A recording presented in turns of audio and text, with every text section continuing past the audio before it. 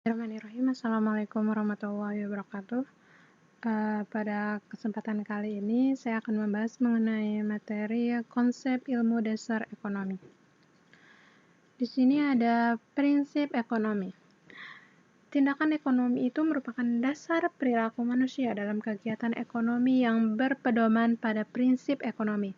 Nah, pasti dalam benak kalian akan bertanya, apa itu prinsip ekonomi? Prinsip ekonomi itu merupakan pemikiran bahwa usaha dengan pengorbanan yang sekecil-kecilnya untuk mendapatkan hasil yang sebesar-besarnya. Kita bisa melihat prinsip ekonomi ini dalam banyak sekali usaha seperti berdagang. Misalnya seorang pedagang sayuran akan membeli sayuran dari distributor dengan harga Rp500.000 dan pedagang tersebut akan menjual langsung kepada konsumen dengan harga Rp1.000. Maka keuntungan yang diperoleh adalah Rp500 dengan modal sebesar Rp500 pula. Apabila pedagang ini ingin memperoleh keuntungan lebih dengan hanya mengeluarkan modal sebesar Rp500 tersebut, maka pedagang tersebut harus mengolah sayuran tersebut menjadi barang yang siap untuk dipakai atau barang jadi yang bisa langsung dikonsumsi oleh konsumennya. Misalkan di sini dia akan membuat sayur sop. Maka harga jual dari sayur sop itu akan dia berikan Rp500.000 per porsinya. Maka keuntungan yang didapat dari seorang penjual sayur ini adalah Rp4.500 dari modal yang sebesar Rp500.000. Maka di sini kita bisa mengambil kesimpulan bahwa prinsip ekonomi itu merupakan usaha dengan pengorbanan yang sekecil-kecilnya untuk mendapatkan hasil yang sebesar-besarnya. Kita akan melanjutkan. Di sini ada motif ekonomi. Motif ekonomi ini adalah alasan seseorang untuk melakukan sesuatu atau dorongan dari dalam diri manusia untuk berbuat atau bertindak. Nah, dalam kehidupan sehari-hari, dapat seorang pelajar seperti kalian ingin pergi ke sekolah karena ada keinginan untuk mencari ilmu dan menjadi orang yang pandai. Menjadi orang yang pandai merupakan keinginan yang mendorong kalian untuk melakukan motif tersebut. Motif ekonomi ini tergolong menjadi dua. Yang pertama adalah motif intrinsik, yang merupakan suatu kegiatan untuk melakukan tindakan ekonomi atas kemauan sendiri. Ada beberapa motif yang termasuk dalam motif intrinsik ini. Yang pertama di sini adalah motif mencapai kemakmuran atau meningkatkan taraf hidup. Nah, manusia akan berusaha memenuhi kebutuhan hidupnya, baik itu jasmani maupun kebutuhan rohani, dengan tujuan mencapai kemakmuran tersebut. Nah, keseimbangan itu antara kebutuhan dengan alat pemuas kebutuhan. Motif memperoleh penghargaan. Motif ini menunjukkan gengsi atau harga diri seseorang manusia melalui dorongan ekonomi agar memperoleh penghargaan. Nah, kita bisa mengambil contoh di sini orang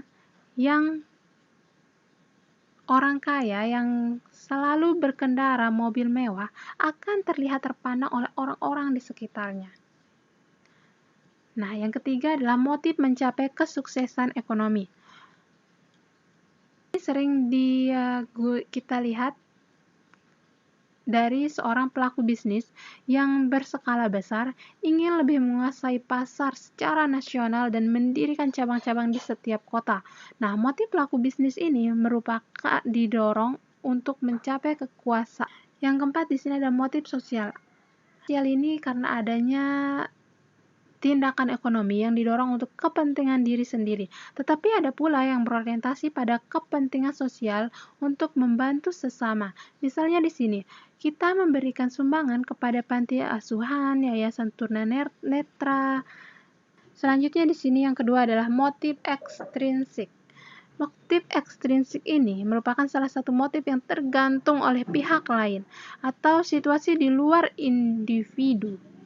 Misalnya di sini ada orang yang mengajak untuk berbisnis. Baik, di sini ada pembagian ilmu ekonomi. Yang pertama adalah ilmu ekonomi teori. Ilmu ekonomi teori ini adalah ilmu ekonomi yang memberikan penjelasan mengenai cara suatu sistem bekerja dan ciri-ciri penting dari sistem tersebut. Nah, dari ilmu ekonomi ini dibagi menjadi dua. Yang pertama adalah ekonomi mikro. Ekonomi mikro ini adalah ekonomi yang berskala kecil, yang memusatkan perhatiannya pada masalah bagaimana konsumen akan mengalokasikan pendapatannya yang terbatas terhadap berbagai macam barang dan jasa yang dibutuhkannya untuk memperoleh kepuasan maksimum. Seorang pegawai swasta mendapatkan gajinya, maka dia harus bisa mengolah gajinya tersebut untuk membeli makanan, tempat tinggalnya, dan untuk mencukupi aktivitas lainnya. Tapi dia harus mengolah uang tersebut untuk mencapai kepuasan dalam dirinya, kepuasan tertinggi dalam dirinya. Nah, yang kedua di sini ada ekonomi makro. Ekonomi makro ini merupakan kegiatan ekonomi yang berskala besar. Ekonomi makro ini bisa disebut suatu bidang dalam ilmu ekonomi yang memiliki dan yang melihat dan menganalisis kegiatan ekonomi yang berlaku dalam negara melalui analisis yang bersifat menyeluruh. Misalnya di sini menganalisis tingkah laku konsumen atau menganalisis tingkat pendapatan. Lihat di sini perbedaan antara ekonomi mikro dan ekonomi makro itu terletak pada bagaimana membahasnya atau objek formalnya, objek yang dibahas. Nah, materi ekonomi mikro berkenaan dengan prinsip-prinsip yang dipakai sebagai dasar pengambilan keputusan sebuah perusahaan, sedangkan ekonomi makro berkenaan dengan kebijakan suatu negara dan masyarakat yang sifatnya menyeluruh serta hubungannya dengan dunia luar. Nah, selanjutnya di sini ada yang kedua yaitu ilmu ekonomi deskriptif. Ini adalah pembagian ilmu ekonomi yang kedua. Ilmu deskriptif ini merupakan ilmu ekonomi yang mempelajari gambaran keadaan ekonomi dengan mengumpulkan semua kenyataan penting yang berhubungan dengan persoalan ekonomi atau topik tertentu. Misalnya di sini adalah gambaran keadaan ekonomi tersebut. Gambaran keadaan ekonomi tersebut biasanya dalam bentuk angka-angka dengan mencatat peristiwa-peristiwa ekonomi. Ilmu ekonomi deskriptif ini seperti laju pertumbuhan penduduk yang ada pencatatan laju pertumbuhan penduduk setiap tahunnya, laju pertumbuhan, laju inflasi, itu disebut dengan ilmu ekonomi deskriptif. Yang ketiga ada di sini ilmu ekonomi terapan, yang merupakan ilmu ekonomi yang menggunakan rangka dasar umum dari analisis yang diberikan oleh ekonomi teori untuk menerangkan sebab-sebab dan arti pentingnya kejadian-kejadian yang dilaporkan oleh para ahli ekonomi deskriptif tersebut. Nah, ilmu ekonomi terapan ini adalah pembuktian dari ilmu ekonomi deskriptif.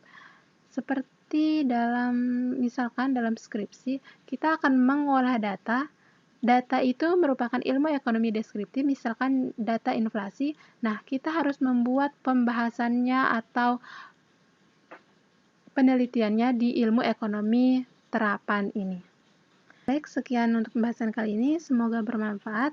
Wabillahi taufiq wal hidayah. Wassalamualaikum warahmatullahi wabarakatuh.